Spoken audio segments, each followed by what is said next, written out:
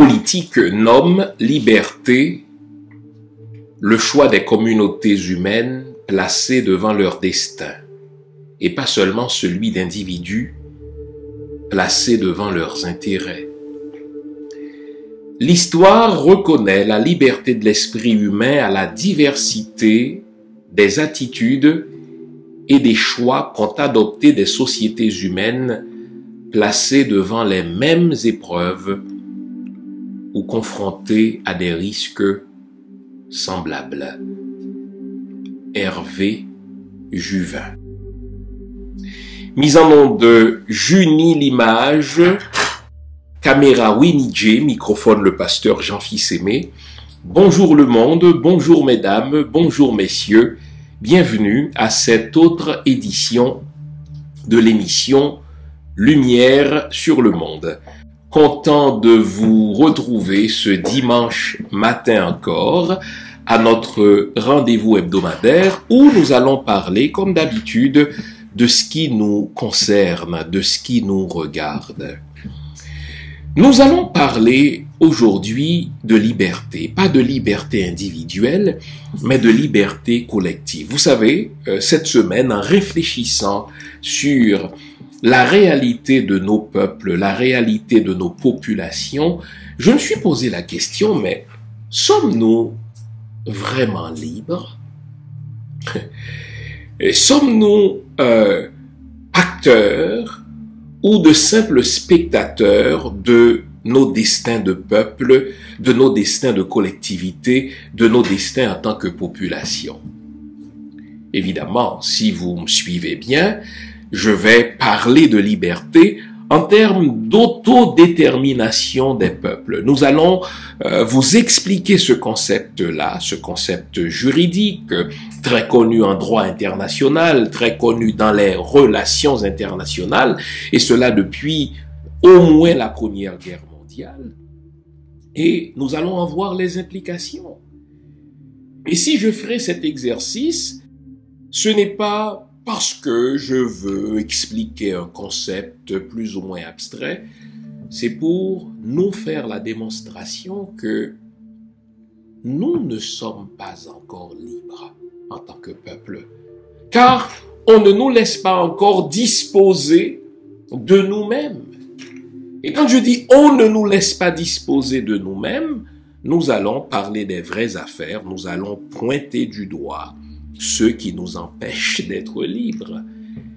Et une fois que la démonstration aura été faite, la question à laquelle nous devrons répondre, mais c'est quoi faire pour que nous soyons véritablement libres, que nous puissions disposer de nous-mêmes en tant que peuple, en tant que collectivité. Voilà, nous allons parler de notre liberté en tant que peuple noir.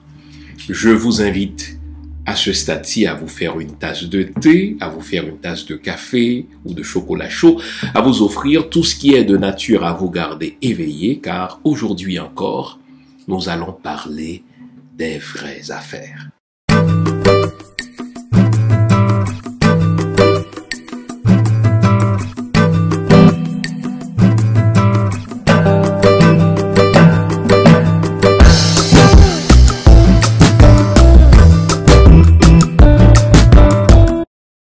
Voilà, vous vous souvenez qu'avant la pause, je vous avais promis de vous entretenir aujourd'hui de liberté, pas de liberté individuelle, mais de liberté collective, ce que en droit international ou dans les relations internationales, on appelle justement l'autodétermination des peuples. Par autodétermination des peuples, on entend le droit que détient chaque collectivité de disposer d'elle-même. Le droit que détient chaque peuple d'écrire lui-même son destin, c'est-à-dire de déterminer lui-même le régime politique qui lui convient, de se doter d'un État, c'est-à-dire d'une autorité qui est déployée sur tout le territoire de cette collectivité. Bref, par autodétermination des peuples, on entend la capacité que chaque peuple détient, que chaque collectivité détient, d'écrire elle-même, cette collectivité, son histoire, d'en être l'actrice et non une simple spectatrice. Au fait, c'est une notion qui est reconnue dans le droit international depuis au moins la Première Guerre mondiale, qui a été réitérée à la Seconde Guerre mondiale. Au fait, les relations internationales sont possibles parce que chaque nation respecte le droit de chaque autre nation de disposer d'elle-même, de déterminer par elle-même ce qui lui convient. Les implications de l'autodétermination des peuples sont énormes, en ce que un régime ne vaut pas plus qu'un autre, dans la mesure où c'est une collectivité qui décide sans aucune influence étrangère de se doter de ce régime-là, si sa population le veut bien et a eu la capacité d'exprimer sa volonté, n'est-ce pas, pour ce régime-là, c'est correct. Une autre implication du concept de l'autodétermination des peuples, c'est qu'aucun régime politique ne devrait chercher à s'imposer sur une autre collectivité, surtout si cette collectivité n'a aucune tradition qui l'incite à s'autogérer dans ce sens-là. Mais l'autodétermination des peuples a aussi une implication beaucoup plus terre-à-terre. C'est que, vu de l'extérieur, le régime de l'autre paraît toujours curieux. Et je vais vous prendre l'exemple de la démocratie la plus forte, dit-on. De la démocratie qui croit tellement ses principes qu'elle ose s'exporter, ce qu'elle n'aurait jamais dû faire, sur d'autres territoires. Je veux parler de la démocratie américaine, vue de l'extérieur. Les États-Unis ont l'air d'une république de fous. Enfin, on a déjà parlé d'Haïti en termes d'une république des comédiens. Avec raison, nos politiciens sont des farceurs. Mais vu de l'extérieur, quand on regarde les États-Unis ont l'air d'une république de fous. Je vais vous prendre quelques exemples. Vous imaginez un pays dans lequel il y a plus d'armes en circulation qu'il n'y a d'habitants. Vous savez c'est quoi les statistiques aux États-Unis en matière d'armes? Il y a 120 armes par 100 habitants aux États-Unis. Là, on parle d'armes légales, d'armes qui sont enregistrées, d'armes, n'est-ce pas, sur la circulation desquelles la police est informée. On parle pas d'armes illégales. Donc, légalement, là, il y a pour chaque 100 habitants aux États-Unis 120 armes. Ce que ça veut dire, c'est que à peu près tout le monde possède une arme aux États-Unis, en sorte que 30 000 décès aux États-Unis sont dus chaque année à la circulation des armes. Si on veut rendre ça plus simple, ça veut dire qu'à chaque jour aux États-Unis, c'est au moins 300 personnes qui sont soit blessées, soit tuées par des armes à feu. Et devant des statistiques si alarmantes, tout État responsable, toute autorité responsable, ou toute personne censée, notez que je dis, quand on regarde les États-Unis de l'extérieur, donc on aurait pu dire, mais toute personne censée devrait, n'est-ce pas, être contre cette circulation d'armes, et toute autorité légitime, tout État devrait passer des lois pour faire rentrer ces armes-là, ou du moins pour prohiber la circulation des armes. Pas du tout. Pas du tout. Aucun gouvernement ne l'a tenté. Pire, des institutions qui sont censées faire la promotion de la paix, qui sont censées faire la promotion de la fraternité, en sont venus, écoutez-moi bien, je parle d'église ici aux États-Unis, à bénir les armes à feu dans des églises. C'est ainsi donc qu'il y a à peine 2 ans, dans l'État de Pennsylvanie, dans une petite ville qu'on appelle Newfoundland, il y a un pasteur qui a invité, dans une ville qui s'appelle Newfoundland, qui a invité ses fidèles à venir avec leurs armes à feu pour qu'ils puissent les bénir. Une église, hein? Donc par définition, une assemblée qui fait la promotion de l'amour fraternel, une assemblée qui prêche l'amour de Jésus-Christ, lequel Jésus a dit, si ton ennemi te frappe sur une joue, montre-lui l'autre joue, n'est-ce pas? Et qu'il ne faut pas rendre le mal pour le mal, mais qu'il faut laisser Dieu nous venger, etc. Eh bien, dans une église, aux États-Unis, un pasteur a invité près de 500 fidèles à se présenter avec leurs armes de guerre, leurs armes automatiques. Dans quel but? Pour qu'ils puissent les bénir. Quand on regarde ça de l'extérieur, on dit, mais tiens, c'est un peuple de fous. Mais on n'ose pas le dire au nom du principe de l'autodétermination des peuples. On dit, écoutez, chaque peuple a son droit, chaque peuple, n'est-ce pas, a le droit de se donner le régime qui lui convient, de s'organiser selon ses propres convictions, selon sa propre histoire, selon ses propres traditions. Et s'agissant des États-Unis, même si on rit sous cap, même si on trouve la chose ridicule, on dit, écoutez, c'est la plus grande démocratie du monde. S'ils font ça, ces gens-là, ils doivent bien avoir une raison. Et on regarde la chose de l'extérieur, on trouve ça curieux, mais ils arrivent à s'organiser, que voulez-vous, on respecte leur autodétermination.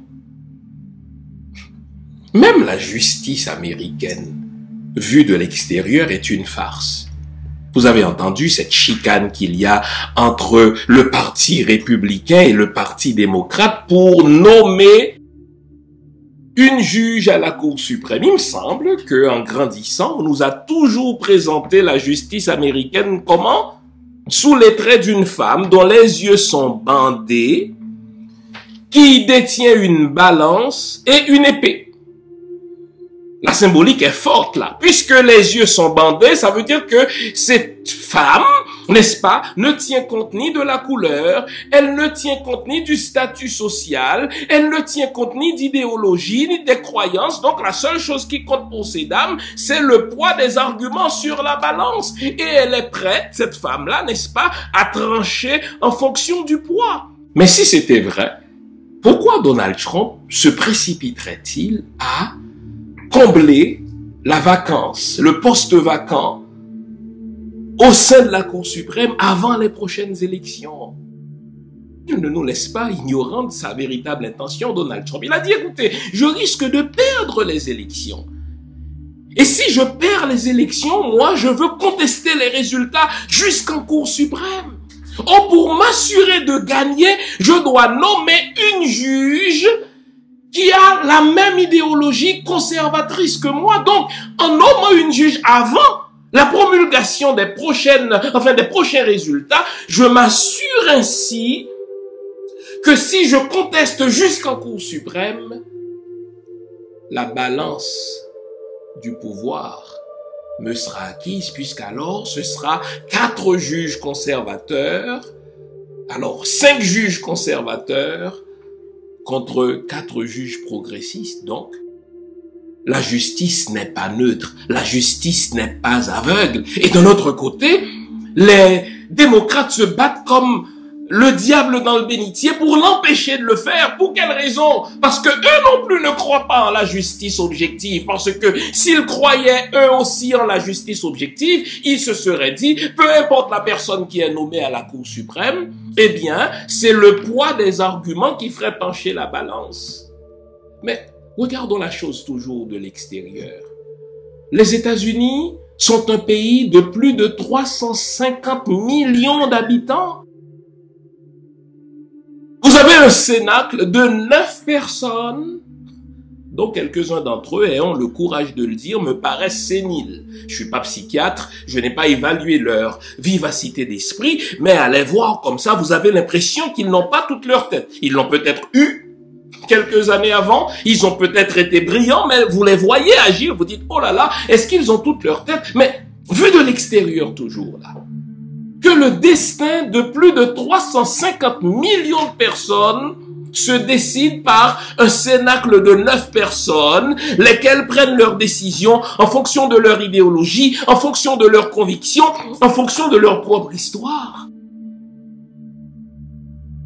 Pourtant, personne n'ose s'ingérer dans la vie interne des Américains parce qu'il s'agit des États-Unis. C'est précisément ce qu'on appelle la souveraineté. Et vous notez que même si de l'extérieur des États-Unis on rit de la chose, on trouve que la chose est ridicule, aucun chef d'État d'un autre pays n'ose commenter ce qui se passe aux États-Unis. Et il se donne, n'est-ce pas, pour maudire le principe de l'autodétermination des peuples. Le peuple américain, en 2016, a voté pour un homme, même si on pense qu'il est fou, je crois qu'il l'est, mais qui sommes-nous de l'extérieur pour intervenir, pour nous ingérer dans l'affaire interne des Américains? Cela s'appelle la souveraineté. Et dans la mesure du possible, les Occidentaux respectent ce principe entre eux. Vous n'allez jamais entendre la France réclamer la démission ou le départ du président américain. Ils vont dire non, mais c'est la démocratie qui a parlé. Même si nous, on ne l'aime pas, on va laisser les Américains décider par eux-mêmes. Vous n'allez jamais entendre, n'est-ce pas, les États-Unis remettre en question l'élection de tel premier ministre au Canada. Ils vont dire, écoutez, même si nous ne l'aimons pas, mais le peuple canadien a tranché par une élection. Vous n'allez jamais entendre, n'est-ce pas, le peuple français, n'est-ce pas, ou le président français remettre en question l'élection du premier ministre britannique. Ils vont dire, même si idéologiquement on ne s'entend pas, eh bien les Britanniques ont voté pour cet homme ou pour cette dame, dans le cas de Margaret Thatcher autrefois, n'est-ce pas? Eh bien, la démocratie a parlé, nous devons nous soumettre devant la souveraineté d'un autre peuple. Mais pourquoi s'agissant des peuples noirs, chaque pays occidental se croit dans ses droits de nous contester le principe de l'autodétermination des peuples? Ils ont créé le concept, ils en ont fait la promotion dans le droit international, ils se l'appliquent entre eux, mais s'agissant d'autres peuples, ils refusent à ces autres peuples, n'est-ce pas, d'écrire leur propre histoire. Ils leur refusent le droit d'être maîtres de leur destin. En sorte que ils vont tout faire pour nous récuser ce droit. Le droit de décider par nous-mêmes, le droit de nous doter de régimes qui nous conviennent, le droit de nous donner, n'est-ce pas, des dirigeants que nous avons choisis, le droit d'écrire, encore une fois, notre destin, de contrôler notre territoire, de contrôler nos ressources. Non, la France n'accepte pas cela pour les pays africains qu'elle a colonisés autrefois.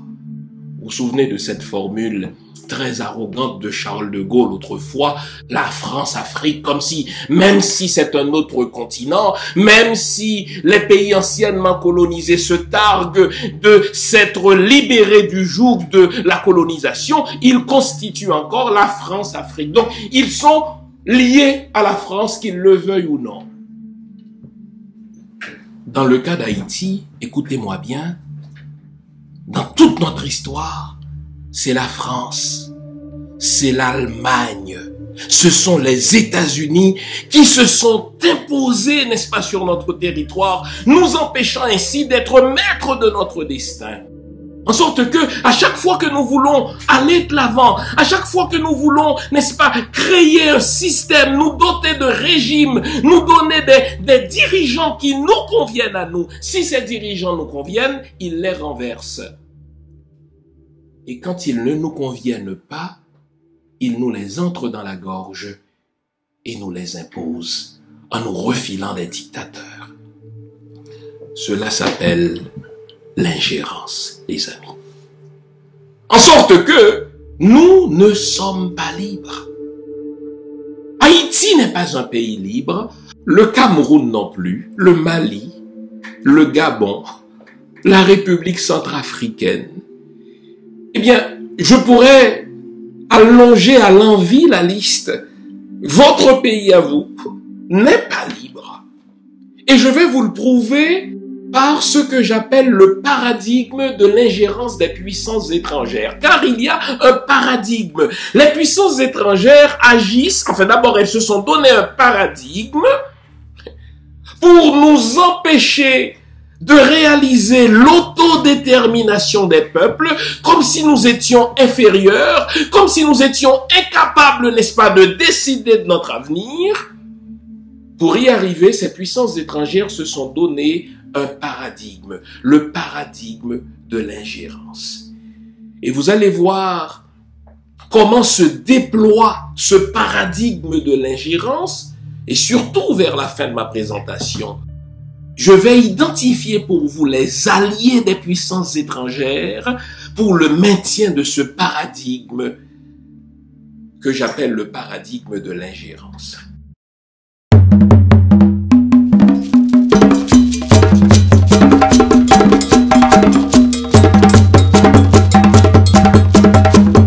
J'étais tellement indigné, j'étais tellement frustré. Je me suis senti tellement solidaire du peuple libanais. Vous vous souvenez, il y a quelques semaines, cette tragédie provoquée par cette explosion. Des gens ont perdu leur maison, des gens sont morts, des familles ont été décimées.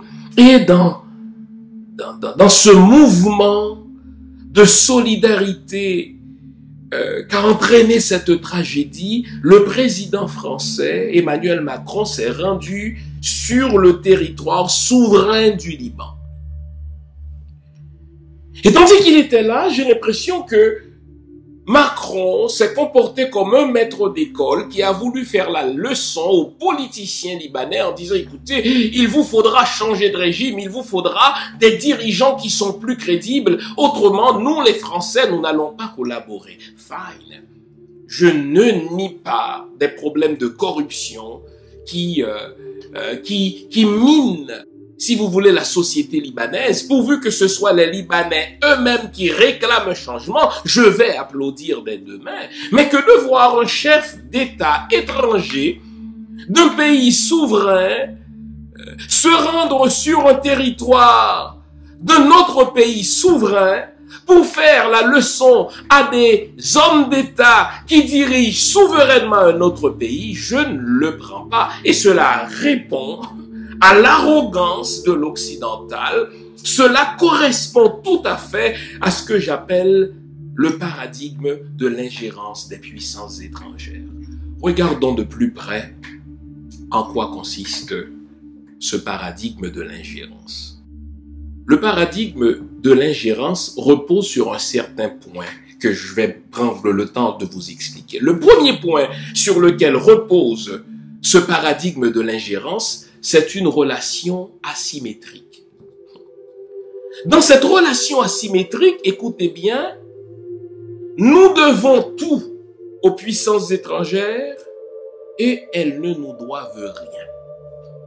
Regardez, tout ce qui est à vous est à la France, tout ce qui est à vous est aux Américains, tout ce qui est à vous est aux Britanniques, mais ce qui est à eux reste à eux. Bel exemple. C'est l'histoire des relations entre Haïti et les États-Unis. Savez-vous que les États-Unis, pendant la guerre de l'indépendance, ont fait appel à mes valeureux ancêtres. Pas moins de 1500 soldats haïtiens se sont battus aux côtés des Américains pour les aider à conquérir leur indépendance. Ils sont connus sous le nom des chasseurs volontaires.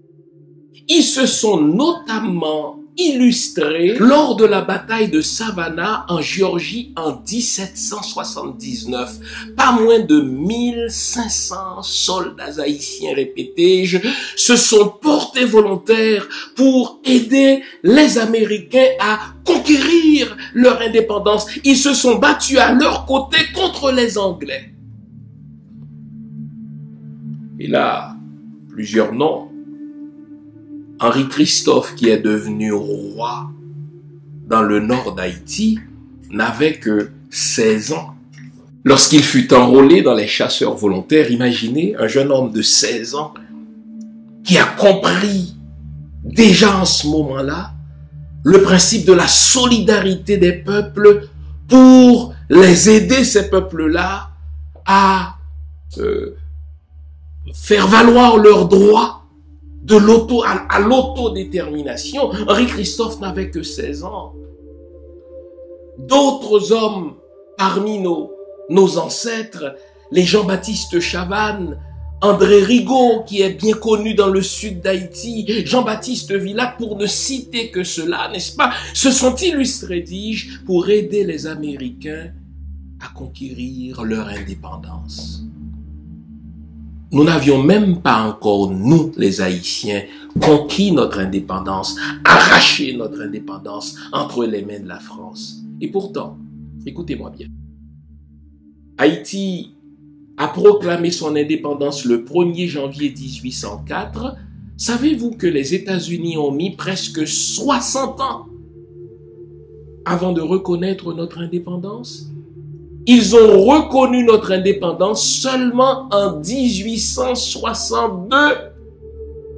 Pour un peuple qui entre dans l'histoire comme un peuple qui a des archives, comme un peuple qui connaît son histoire. Mais les Américains savaient que des héros haïtiens les ont aidés à conquérir leur indépendance. Pourtant, nous, devenus indépendants, ils nous ont boudés pendant presque 60 ans. Ils n'ont reconnu notre indépendance qu'en 1862. Alors que nous sommes indépendants depuis 1804. Et pire, le premier chef d'État haïtien, Jean-Jacques Dessalines, a écrit une lettre au président américain Thomas Jefferson pour lui demander personnellement de reconnaître cette indépendance, pour lui demander, n'est-ce pas, d'avoir des relations diplomatiques ouvertes avec Haïti. Vous savez quoi? Thomas Jefferson fut à ce point vexé qu'un homme d'État d'une nation nègre ait osé lui écrire qu'il a classé cette lettre confidentielle hors temps. Ça veut dire qu'on ne pourra jamais en connaître le contenu, tellement il se sentait vexé qu'un nègre ait osé lui écrire. Ça, c'est ce qu'on appelle une relation asymétrique, parce que les relations internationales reposent sur le sacro-saint principe de la réciprocité. Vous allez voir, au nom du principe de la réciprocité, les États-Unis, la France, n'est-ce pas, l'Angleterre, le Canada vont se considérer comme des pays alliés. Pourquoi? Parce que lors de la Seconde Guerre mondiale, ils se sont alliés contre les nazis. Depuis ce temps, ils se considèrent comme des alliés. Ils se retrouvent dans des organisations internationales et jamais un pays qui fait partie de ce groupe-là va considérer l'autre comme un ennemi. Ils vont s'appeler des amis, ils vont s'appeler des alliés. Eux, ils ont des relations symétriques. Mais avec nous, ils ont des relations asymétriques. Nous leur devons tout, mais eux ne nous doivent rien. C'est peut-être le cas de votre pays vis-à-vis de la France. Parlons de la France. Savez-vous que lorsque l'Allemagne nazie a occupé le territoire français, savez-vous dans quel pays est née la toute première association pour réclamer une France libre?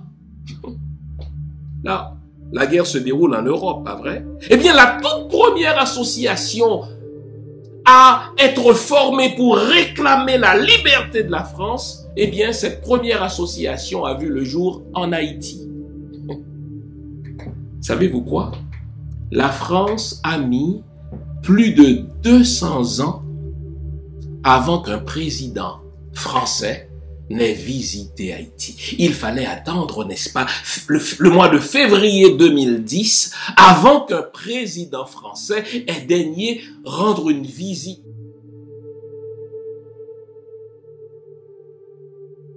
Il n'y a pas de symétrie dans les relations. Faisons attention au mot coopération. Les États-Unis ne coopèrent pas avec Haïti. La France ne coopère pas avec, je ne sais pas moi, avec le Congo, avec le Gabon, avec la République centrafricaine. Non, la relation est à ce point asymétrique que ces pays-là lui doivent tout, tandis qu'elle ne doit rien à ces pays-là. Nos relations avec les États-Unis sont à ce point asymétriques que nous leur devons tout, mais que eux ne nous doivent rien. Donc le premier point de ce paradigme de l'ingérence des puissances étrangères, c'est qu'elles se sont arrangées, ces puissances-là, pour que nos pays leur doivent tout, tandis que elles, ces puissances-là, ne nous doivent rien. Deuxième point du paradigme de l'ingérence des puissances étrangères.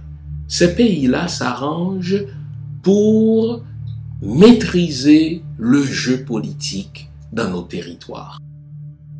Vous allez voir, dès qu'il y a élection, eh bien, l'ambassadeur de France sur votre territoire, l'ambassadeur des États-Unis en Haïti va s'arranger pour rencontrer tous les candidats cet ambassadeur-là estime importants. Bon Dieu. Et là, on va les jauger, on va les mesurer, on va voir lequel d'entre eux est moins populiste, lequel d'entre eux est plus malléable aux mains des puissances étrangères, et celui qui aura le plus de squelettes dans le placard, celui qui aura été le plus malléable, le plus flexible aux mains de cette puissance étrangère, c'est précisément celui-là qui sera élu. Et dans leur jeu de maîtrise, n'est-ce pas, de l'échiquier politique de nos pays, ils n'hésiteront même pas, ces pays-là, à provoquer des manifestations violentes. Ils n'hésiteront pas, n'est-ce pas, à provoquer des guerres civiles. Ils n'hésiteront pas à provoquer des coups d'État. Quand le candidat qui est élu, ou bien quand le gouvernement qui est en place est plus proche de la population qu'il ne l'est des puissances étrangères, elles sont, ces puissances étrangères-là, à ce point maîtres de notre jeu politique qu'elles peuvent nous exciter quand elles veulent, elles nous calment quand elles veulent, elles canalisent l'énergie de la population vers la personne qu'elles désirent, ces puissances étrangères-là, parce qu'elles ont le contrôle du jeu politique. Ça m'a pris du temps pour réaliser que très peu de nos élus sont véritablement élus. Très peu de nos présidents sont véritablement élus par nous, parce que il y a un autre critère sur lequel nous n'avons pas de contrôle, c'est l'approbation de ces puissances étrangères de nos dirigeants. Ça, c'est le paradigme de l'ingérence des puissances étrangères. Un troisième élément qu'on retrouve dans le paradigme de l'ingérence des puissances étrangères, c'est le contrôle de nos territoires et de nos ressources. Là, les amis, c'est tellement insultant. J'ai comparé, en préparant l'émission d'aujourd'hui, la superficie des États-Unis à celle de mon pays d'origine. Haïti, c'est pas compliqué, c'est 27 750 km². Pour les États-Unis, les amis, c'est un chiffre astronomique. On parle de, écoutez bien, de 9 834 000 km². Je reprends la comparaison. Haïti, c'est 27 700 km², 27 700 km². Les États-Unis, ce sont 9 834 000 km². Et pourtant, savez-vous, depuis le 19e siècle, les États-Unis d'Amérique cherchent à voler des parties du territoire haïtien. Pour toutes sortes de raisons, au nom des principes stratégiques. C'est ainsi, par exemple, qu'ils nous ont volé l'île de la Navaz au nom du principe de la découverte. Ne se contentant pas d'avoir l'île de la Navaz, ils ont tout fait pour avoir le môle Saint-Nicolas. Ils ont fomenté des guerres civiles, ils ont dressé tel général contre tel président en poste, ils ont forcé tel candidat à leur promettre de leur céder le môle Saint-Nicolas une fois parvenu au pouvoir. C'était la grosse affaire, ils étaient prêts à tout pour qu'on leur cède une partie de notre territoire. Ils ne veulent pas seulement contrôler nos territoires, ils volent nos ressources. J'ai utilisé par euphémisme contrôler, mais au fait, il s'agit de vol. Ils volent nos ressources. Savez-vous que les États-Unis, le département d'État américain, a pris officiellement la décision, écoutez-moi bien, d'occuper Haïti en novembre 1914. Ils vont le faire effectivement à partir de juillet 1915, mais dès le mois de décembre, les amis, dès le mois de décembre 1914, les États-Unis ont envoyé des Marines sur le territoire haïtien sans l'accord du gouvernement haïtien. Êtes-vous prêts à entendre ça? Voler la réserve de la Banque nationale d'Haïti au profit de la Citibank de New York.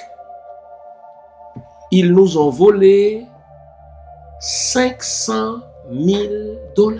Au fait, toute la réserve de la Banque nationale de ce pays appauvrit encore plus ce pays exsangue en 1914. Et ils nous ont jamais rendu cette somme et on a essayé de récupérer, mais personne ne nous a pris au sérieux. C'est aussi ça, le paradigme de l'ingérence des puissances étrangères, contrôler le territoire, quitte à voler, n'est-ce pas, des pans de ce territoire qui nous est, du point de vue du droit souverain, mais voler nos ressources. Je parle des États-Unis en ce qui a trait à Haïti, mais c'est exactement le même comportement que la France a vis-à-vis des pays africains, que, n'est-ce pas, l'Empire britannique a eu, mais que l'Angleterre, le Royaume-Uni continue d'avoir. Ils ont décidé entre eux d'un paradigme d'ingérence. Selon ce paradigme-là, notre territoire n'est pas à nous, ils peuvent débarquer quand ils veulent. Nos ressources ne sont pas à nous, ils nous les volent sans s'excuser. Les puissances étrangères contrôlent nos institutions.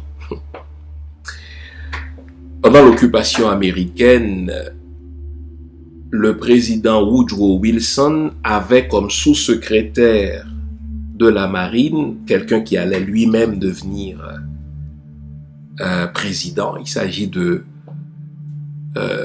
Franklin Delano Roosevelt.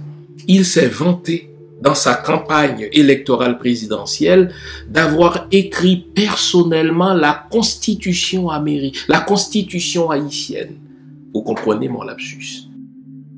Un candidat à la présidence américaine qui s'est vanté d'avoir personnellement écrit la Constitution d'Haïti, un pays souverain, pendant l'occupation américaine.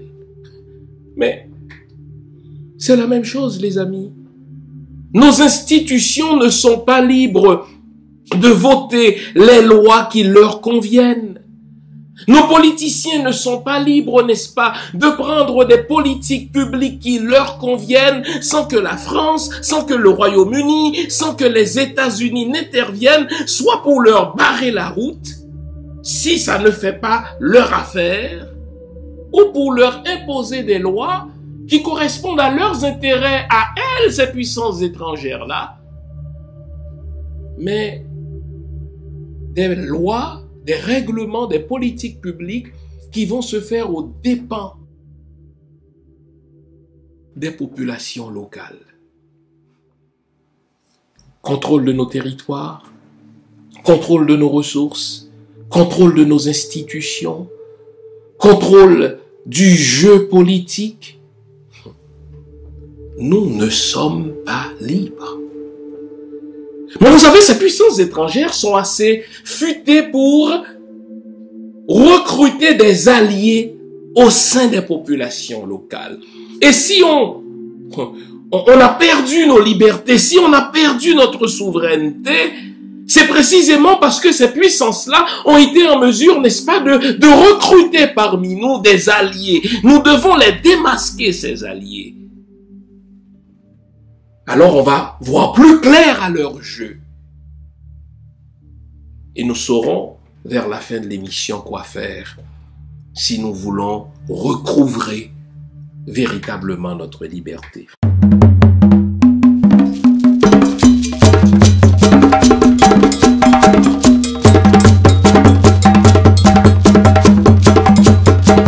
Les puissances étrangères n'auraient pas pu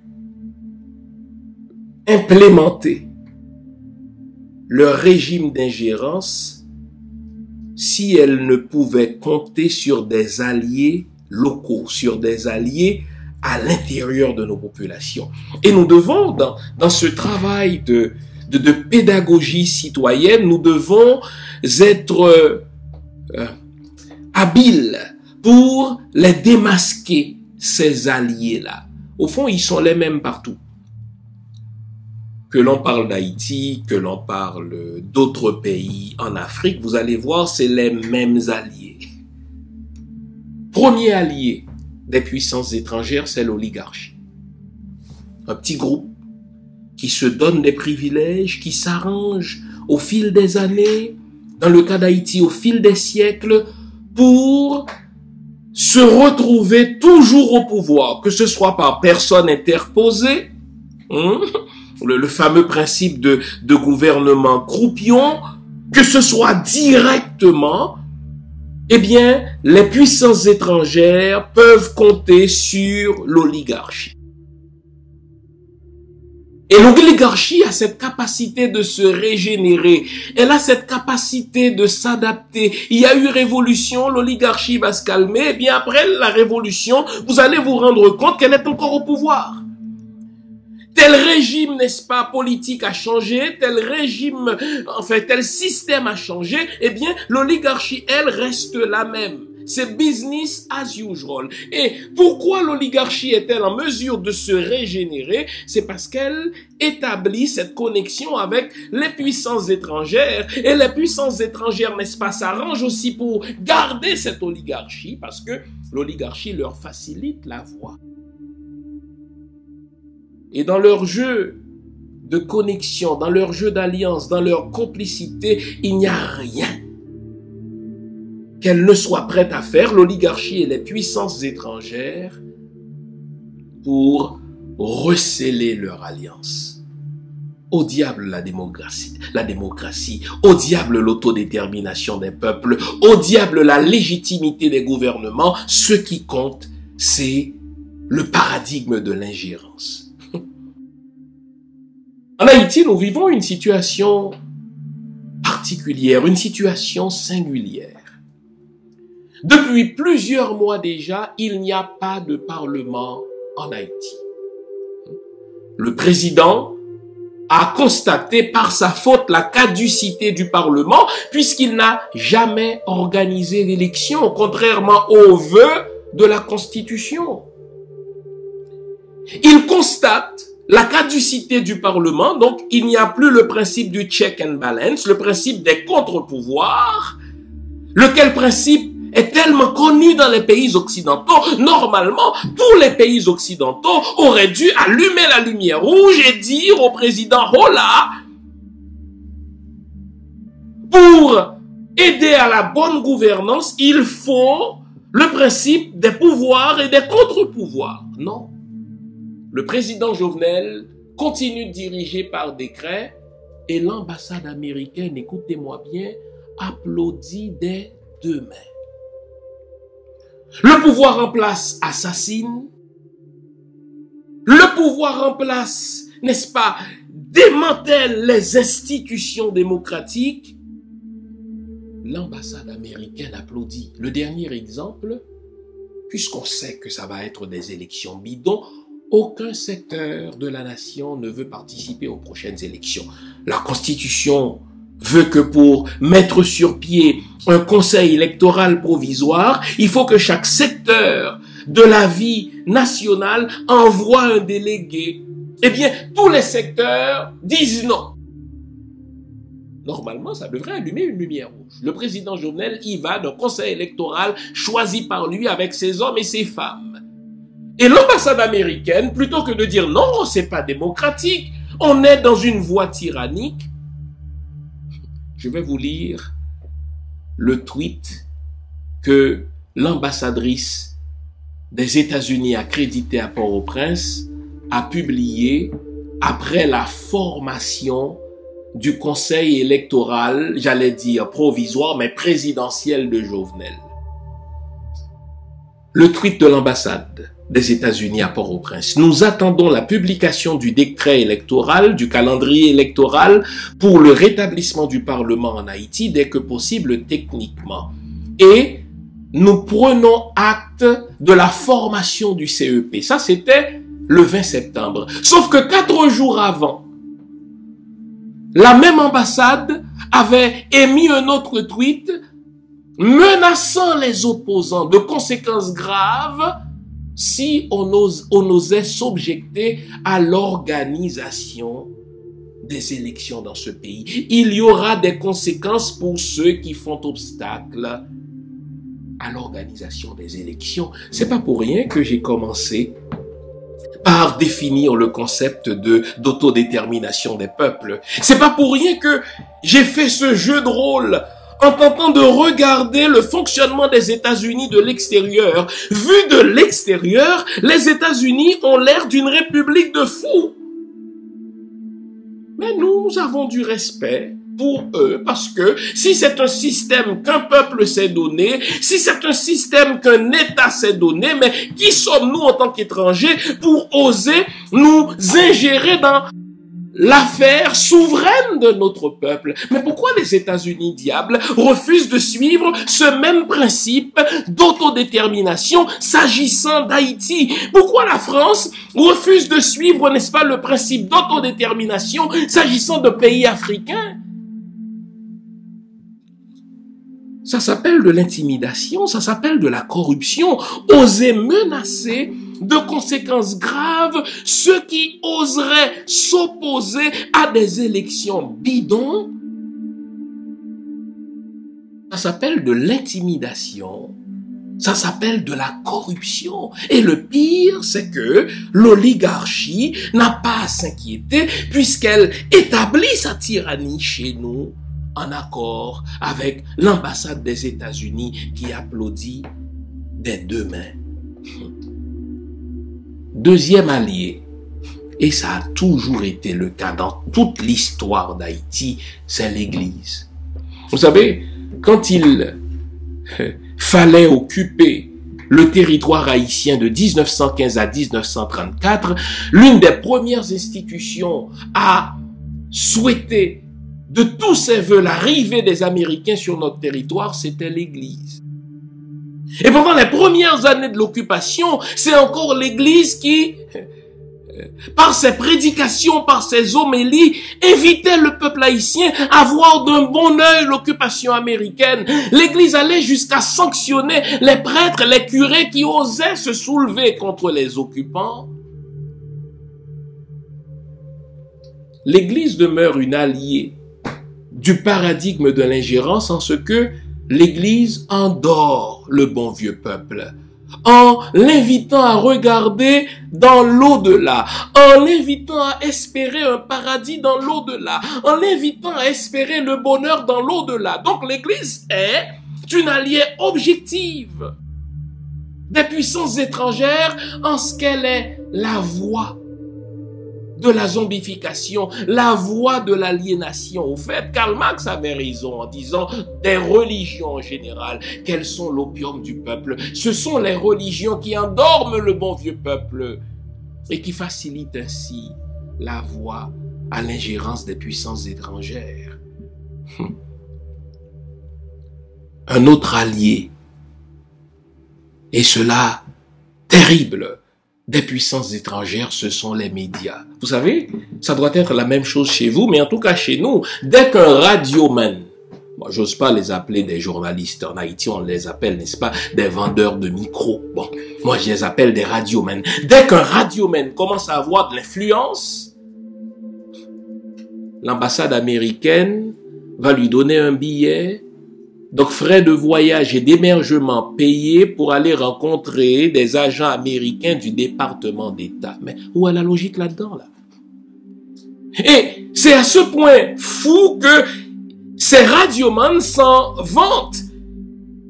Je les entends dire, écoutez, je vais me rendre au département d'État la semaine prochaine, j'irai à Washington pour faire ceci ou pour faire cela. Mais depuis quand une puissance étrangère devait-elle inviter dans les locaux du département d'État un journaliste, un radioman? Mais pourquoi faire? Pensez-vous vraiment que ce soit dans l'intérêt de la population ou pour corrompre tous ceux qui ont une influence sur l'opinion publique? Aussi longtemps que l'oligarchie, aussi longtemps que l'Église, donc les religions, aussi longtemps que les médias seront soumis, n'est-ce pas, aux mains des puissances étrangères, nous n'aurons pas le contrôle effectif de nos destins. Nous n'aurons pas le contrôle effectif de notre histoire. Nous n'aurons pas le contrôle effectif de nos territoires et de nos ressources. Quoi faire donc? C'est la question. Quoi faire? Vous savez, la beauté de l'histoire et l'avantage d'avoir une perspective historique des relations internationales, c'est qu'on peut s'inspirer de l'exemple des autres peuples qui, eux, ont été soumis aux mêmes contraintes d'une ingérence pour savoir nous quoi faire. Vous savez, la révolution iranienne, même si une révolution ne s'exporte pas, aurait beaucoup de leçons à enseigner aux peuples qui subissent aujourd'hui une ingérence. Vous savez, en 1979, les Iraniens avaient compris que leur révolution n'était pas possible aussi longtemps que les Américains avaient la même mise sur leur histoire. Les Iraniens avaient compris que le progrès n'était pas possible aussi longtemps que l'ambassade des États-Unis servait de symbole à l'ingérence d'une puissance étrangère dans leurs affaires souveraines. Eh bien, vous savez quoi? Des étudiants sont entrés dans l'ambassade. Eh bien, ils ont procédé à la prise en otage de plus d'une 60aine de diplomates américains. Ça a servi d'exemple. Les relations diplomatiques ont été interrompues, mais les Américains ont compris que quand une population dit basta, eh bien, il faut qu'on change le paradigme. Eh bien, pour Haïti, aucun progrès ne sera possible aussi longtemps que l'ambassade américaine continuera à s'ingérer dans nos affaires souveraines. Nous aimons dire à la blague, savez-vous pourquoi il n'y a jamais eu de coup d'État aux États-Unis? Parce qu'il n'y a pas d'ambassade des États-Unis à Washington. Savez-vous pourquoi il n'y a pas de coup d'État en France, c'est parce qu'il n'y a pas d'ambassade de France à Paris. Car s'il y avait une ambassade de France à Paris, de même s'il y avait une ambassade des États-Unis à Washington, l'ambassade travaillerait déjà à fomenter des coups d'État. Eh bien, aussi longtemps que l'ambassade américaine garde ce paradigme d'ingérence, nous n'irons nulle part. Eh bien, il faudra nous inspirer de l'histoire du peuple iranien et faire comprendre aux Américains que nous sommes un peuple souverain, que nous avons droit nous aussi à l'autodétermination des peuples et qu'il n'est pas normal que les États-Unis d'Amérique continuent de se mêler de nos affaires souveraines, humiliant ainsi le peuple haïtien. On a vu ce qu'est l'autodétermination des peuples. On comprend pourquoi nous ne sommes pas véritablement libres à cause de l'ingérence des puissances étrangères. Nous venons de voir le principal obstacle au progrès de nos populations. Ce sont les ambassades de ces puissances étrangères. Il faudra leur servir cet ultimatum. Soit qu'elles changent de paradigme, ou qu'on se débarrasse de ces ambassades, comme l'aurait dit Malcolm X, par tous les moyens possibles. Merci de votre attention. On se retrouve la semaine prochaine pour une autre émission du même genre. Mes chers amis, je tiens à vous remercier sincèrement de vos vœux de bon anniversaire. Vous m'avez ému, vous m'avez touché. Ceux qui me connaissent pour de vrai savent que je suis quelqu'un de très sensible. Je voudrais à tout seigneur, tout honneur remercier mon équipe. J'aime à dire que je travaille avec les 2 femmes les plus intelligentes du monde. Je travaille avec Junie Lima, je travaille avec Winnie J, je travaille avec un garçon extrêmement intelligent, Gino Liberus. Donc je veux remercier l'équipe avec laquelle je réalise cette émission pour cette surprise. Je n'aime pas les surprises, sincèrement, mais celle-là, je l'ai aimée. Et si j'avais le choix, je ferais tout pour qu'elle ne soit pas effective. Je tiens à remercier en second lieu les auditeurs, les auditrices, les spectateurs, spectatrices qui ont contribué à rendre cette surprise un véritable succès. Merci pour vos vœux. Même si je n'ai pas pu répondre à eux tous, comptez sur moi, je les ai tous lus et ça m'a fait chaud au cœur. Merci encore une fois. Et je voudrais en particulier remercier les abonnés qui ont participé à cette surprise. Eh bien, ils sont intervenus, elles sont intervenues d'Haïti, des États-Unis, de l'Afrique. En tout cas, le monde était présent. Nous sommes ensemble, nous effectuons ce travail pour vous et avec vous. Continuons de marcher ensemble. En terminant, rappelons-nous nos 3 phrases. Nous continuons à liker si nous aimons. Nous continuons à sharer, à partager dans nos groupes respectifs ce qui se fait à cette émission et nous nous abonnons. Et si c'est déjà fait, nous invitons les autres à le faire. Merci de votre fidélité, merci de votre amour, j'en suis profondément ému. Allez, au revoir.